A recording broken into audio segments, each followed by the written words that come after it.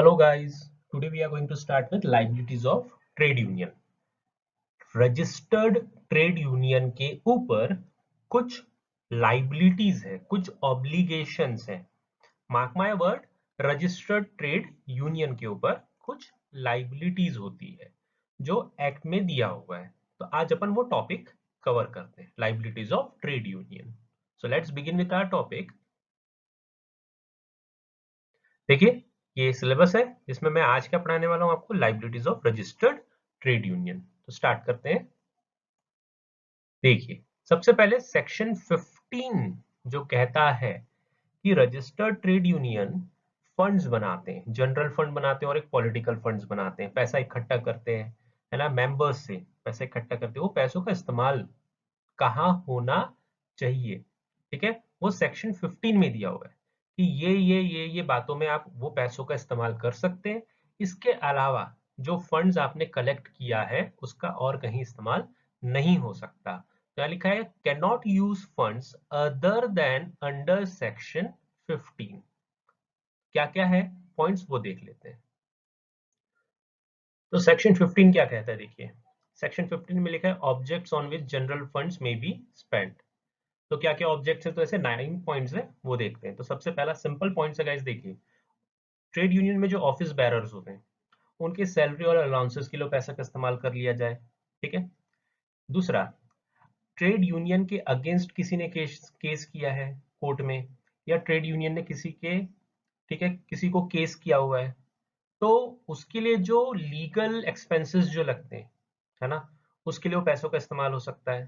तो ये हुआ सेकंड पॉइंट, ठीक है। देखिए इसमें लिखा है, क्या लिखा हुआ है, सेकंड पॉइंट देख लेते हैं, पढ़ लेते हैं। Payment of expenses for the administration of the union including other expenses spent on defending any legal proceedings by और अगेंस्ट द यूनियन।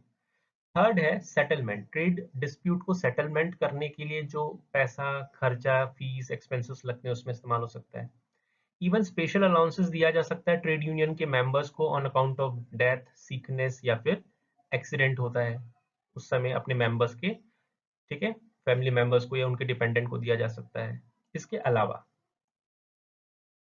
कंपनसेशन दिया जा सकता है in case laws arising out of trade dispute. Compensation किसको, अपने members को, ठीक है, कि ट्रेड डिस्प्यूट हो रहा है तो उनको लॉस हो रहा है, उस समय उनको कंपनसेशन दिया जा सकता है। इवन 6 पॉइंट लिखा है, एजुकेशनल या फिर सोशल या रिलीजियस बेनिफिट्स प्रोवाइड किया जा सकते हैं उनके मेंबर्स को, ठीक है। इंश्योरेंस पॉलिसीज होती है अगेंस्ट सिकनेस, एक्सीडेंट, अनएम्प्लॉयमेंट, वो सारी इंश्योरेंस पॉलिसीज परचेस करने के लिए अपने मेंबर्स के लिए इस्तेमाल किया जा सकता है पैसों का। Eighth, providing for publication of periodicals, periodicals यानी मंथली या 3-3 महीनों में या सालाना जो उनकी बुकलेट निकलती होगी मेंबर्स को इंफॉर्मेशन प्रोवाइड करने के लिए, ठीक है, उसके लिए आप खर्चा कर सकते हो। तो लिखा है for providing for publication of periodicals for the use of which is intended for the members benefit। इसके अलावा ऑफिशियल गैजेट में अप्रोप्रिएट गवर्नमेंट जो जो नोटिफिकेशन देंगे, जो जो नोटिफाई करेंगे ये ऑब्जेक्ट में आप पैसों का इस्तेमाल कर सकते हैं, वहां वो पैसों का इस्तेमाल किया जा सकता है। तो सेक्शन 15 एक तरह से क्या है, सेक्शन 15 ट्रेड यूनियन के ऊपर ऑब्लिगेशन देता है कि भाई आपके ये जो जनरल फंड है इसको इस पॉइंट्स में इस्तेमाल करें, इस जगह में इस्तेमाल करें, इसके अलावा और कहीं इस्तेमाल नहीं कर सकते। तो एक तरह से ये क्या होगी, लाइबिलिटी आ गई। इसके अलावा आगे बढ़ते हैं, सेक्शन 19 क्या कहता है गाइस, देखिए सिंपल, मैं पहले आपको पॉइंट समझा देता हूं।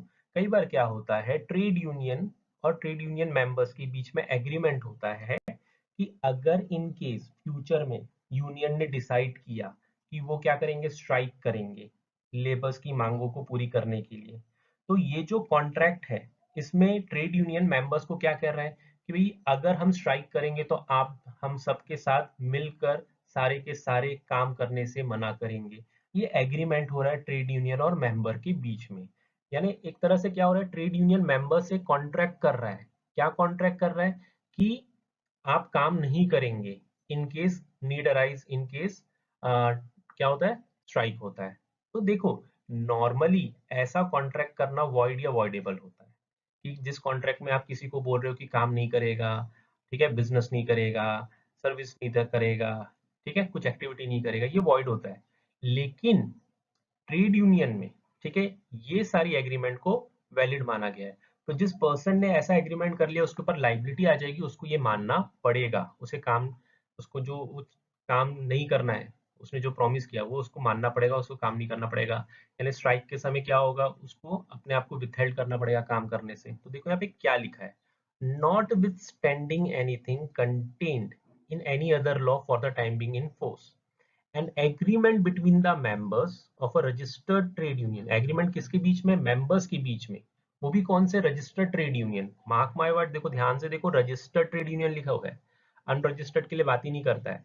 ठीक है, agreement between the members of a registered trade union shall not be void और voidable merely by reason of the fact that any of the objects of the agreement are in restraint of trade। समझा। तो देखो, अगर आपने section 25 of Indian contract act refer करेंगे तो वहां पे लिखा होगा रिस्ट्रेन ऑफ ट्रेड जैसे एग्रीमेंट कोई भी किया जाएगा वो वॉइड होता है। वॉइड यानी which can not be enforced by law. ठीक है, वॉइड होता है, नल एंड वॉइड सुना होगा ऐसा word. However, such agreement between trade union member is neither void nor voidable। यानी मेंबर्स, ठीक है, ऐसे एग्रीमेंट कर सकते हैं जिसमें वो एक दूसरे को क्या लगा सकते हैं, रिस्ट्रेन ऑफ ट्रेड का एग्रीमेंट टर्म्स लगा सकते हैं। ठीक है, तो ये इन्फोर्सिबल, ये लाइबिलिटी हो जाएगी मेंबर्स के ऊपर कि अगर आपने ये एग्रीमेंट किया हुआ है तो आपको अपना प्रॉमिस पूरा करना पड़ेगा and you have to restrain yourself from some trade और सम एक्टिविटी और सम सर्विस। ये हुआ सेक्शन 19। आगे बढ़ते हैं। फिर आया सेक्शन 28। सेक्शन 28 क्या कहता है, सेक्शन 28 कहता है कि आपकी जो ट्रेड यूनियन रजिस्टर्ड हुई है, ठीक है, उसे क्या करना पड़ेगा, रजिस्ट्रार ऑफ ट्रेड यूनियन को time to time as may be prescribe annual returns file करने पड़ेंगे। एक तरह से ट्रेड यूनियन का कच्चा चिट्ठा जो भी है, ठीक है, बैलेंस, रिसिप्ट्स, पेमेंट्स, ठीक है, एसेट लाइबिलिटीज, ऑडिट किया हुआ रिपोर्ट, वो सब कुछ सबमिट करना पड़ेगा। तो देखिए यहाँ पे क्या लिखा हुआ है, first point, annual returns to be send to the registrar yearly. सालाना रजिस्ट्रार को एनुअल रिटर्न्स देना पड़ेगा ऑन और before such date as may be prescribe. अब एनुअल रिटर्न्स में क्या हो जाता है, तो फर्स्ट पॉइंट देखो, जनरल स्टेटमेंट, फिर ऑडिट रिपोर्ट, फिर रिसिप्ट्स एंड एक्सपेंडिचर्स जो आपके ट्रेड यूनियन का है, रजिस्टर्ड ट्रेड यूनियन का है, इवन एसेट एंड लाइबिलिटीज, आपके पास कितनी प्रॉपर्टी, कितनी आपके ऊपर लाइबिलिटीज है, लोन है, कुछ है, ठीक है, as on 31st day of December, ये सब, ठीक है। Statement shall be prepared in such form and shall comprise such particulars as may be prescribed। ठीक है, ये रिटर्न्स, इसके अलावा भी देखिए, आपको ट्रेड यूनियन के रूल्स जो होते हैं, हर ट्रेड यूनियन के रूल्स होते हैं, जो जिस दिन आप क्या कर रहे हैं, एनुअल रिटर्न फाइल कर रहे हैं रजिस्ट्रार को, उस तारीख तक जो भी रूल्स में आपने चेंजेस करे, करेक्ट कॉपी आप उनको सबमिट करें। ठीक है, इवन सबसेक्शन 3 क्या कहता है, copy of every alteration made in the rules of a registered trade union shall be send to the registrar within 15 days. यानी आपके ऊपर लाइबिलिटी है कि जब कभी भी आप अपने रूल्स में चेंजेस करेंगे तो उसके 15 दिन के अंदर आप क्या करेंगे, रजिस्ट्रार को उसकी एक कॉपी भेजेंगे। ठीक है, ये सारे सबसेक्शन 1, सबसेक्शन 2, सबसेक्शन 3 के लिए, ठीक है, रजिस्ट्रार के पास क्या है, पावर है। क्या लिखा है, तो देखो सबसेक्शन 4 में क्या लिखा है, for the purpose of examining the documents, ठीक है, referred in subsection 1, 2 and 3, registrar हो या कोई भी officer authorised by him, generally या स्पेशल ऑर्डर से, may at a reasonable time, reasonable time यानी बिजनेस आवर्स में, इंस्पेक्ट कर सकते हैं ट्रेड यूनियन के सर्टिफिकेट ऑफ रजिस्ट्रेशन या अकाउंट बुक्स या रजिस्टर्स, ठीक है, मेंबर्स के रजिस्टर जो होते हैं, and any other documents relating to trade union, या फिर एट इट्स, कहाँ पे कर सकते हैं, एट इट्स रजिस्टर्ड ऑफिस, और may require their production at such place, और या फिर वो कॉल आउट कर सकते हैं, बुला सकते हैं, ठीक है, ट्रेड यूनियन के ऑफिस से बुला सकते हैं क्या, ये सारे डॉक्यूमेंट्स, ठीक है, कहाँ पे, such place as he may specify in this behalf. ठीक है, लेकिन वो जगह क्या नहीं होनी चाहिए, ट्रेड यूनियन के रजिस्टर्ड ऑफिस से 10 माइल के अंदर में होनी चाहिए, उसके बाहर नहीं होनी चाहिए। तो ये तो आगे का आपका जो इन डिटेल लॉ है वो है।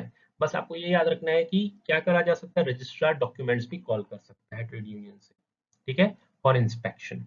तो ये लाइबिलिटी हो गई है, जब रजिस्ट्रार कॉल करेगा तो ट्रेड यूनियन को उनके certificate of registration, account books, registers और अदर डॉक्यूमेंट्स या रिलेटिंग टू ट्रेड यूनियन सब कुछ सबमिट करना पड़ेगा। तो एक तरह से लाइबिलिटी हो गई ट्रेड यूनियन के ऊपर। आई होप आपको ये पॉइंट समझ में आए होंगे, छोटा सा वीडियो है, ठीक है, लेकिन कंसाइज वीडियो है, आपको समझ में आया होगा। अगर समझ में आया तो आप मेरे चैनल को लाइक करिए, सब्सक्राइब करिए, वीडियो को लाइक करिए, ताकि आपको और भी नए नए जो रूल्स हैं ट्रेड यूनियन से रिलेटेड, ठीक है, और लेबर लॉ से रिलेटेड वो सारी वीडियोस के नोटिफिकेशंस आपको मिलते रहें। Thank you guys.